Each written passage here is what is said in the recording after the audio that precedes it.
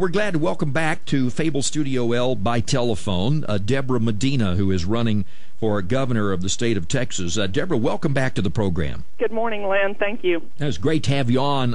We're going to do something that a lot of the other media doesn't do, and that's give you a little bit of a platform and a microphone to talk about some of the things you would like to do. I'm noticing in this morning's edition of the Dallas Morning News, there was a story comparing the charitable giving of Rick Perry and Kay Bailey Hutchison. You are not mentioned in that anywhere. Does it gall you at all, Debra, that the Jurassic press pretty much is ignoring your campaign? Well, I think that's pretty much what we expected, Lynn.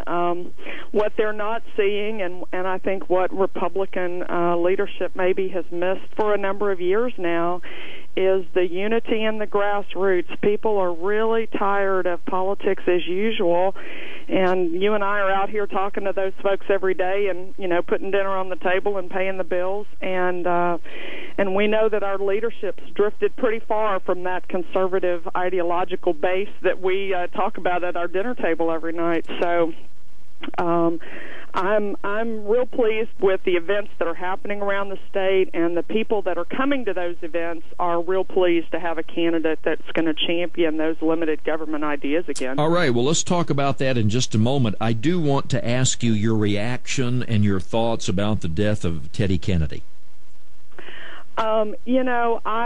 I guess I've got my head so down on the issues that are affecting Texas. I caught that yesterday, of course, and the Kennedy family's been such a political icon in our country, but pretty far removed, I think, from Texas, and so not something that I spent a lot of time on yesterday. Obviously, you always want to offer condolences to families at times of loss.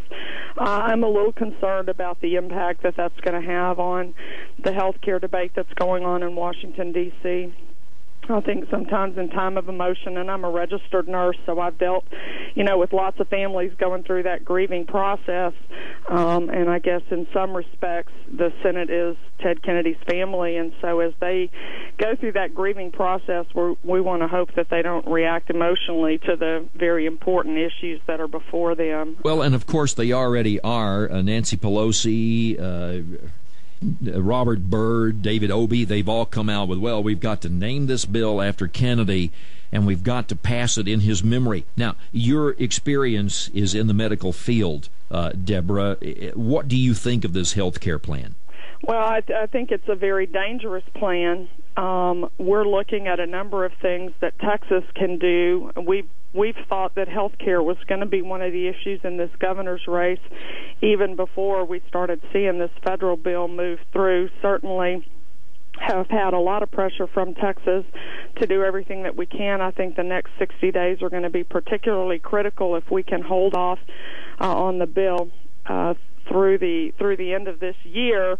We ought to come back maybe being able to breathe a little bit of a sigh of relief going into next year. I think it's less likely that the Congress will want to do anything with it in an election year, but boy, if they rush through the fall, I don't think it could be good for anybody in America. All right, your website is www.medinafortexas.com. That's medinafortexas.com, no hyphens or anything, all one word. On your website, Debra, you say that you are a Republican in the mold of Ron Paul. Let me ask you, with regard to the health care, should this be something that the national government does at all, or should health care reform be totally 100% sent back to the states? Well, Lynn, I talk a lot about three pillars in our society: the government, the community and church, if you will, and the individual and the family. And I don't believe,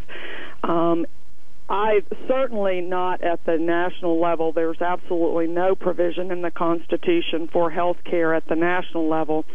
I think we have to look real hard to even make an argument that there's room for delivery of health care at the state level. I really believe it belongs with the individual family and in the community.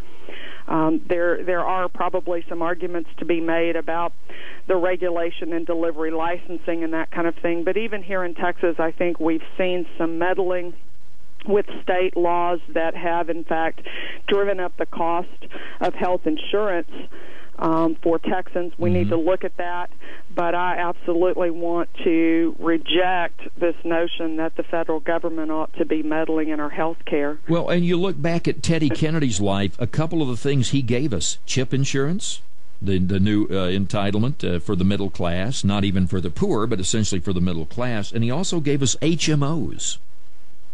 Yeah, I'm looking at some things this morning and working with a number of healthcare physicians and administrators around Texas. 1986, we had a federal bill called EMTALA, which was emergency medical service, supposed to be geared towards preventing the dumping, and instead what it's done is kind of mandated charitable services.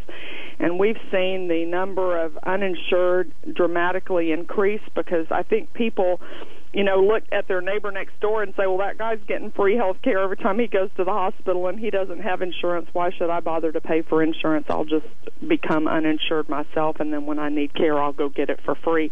Well, nothing's free. You and I know that, and the paying customer, the cost shifts to the paying customer.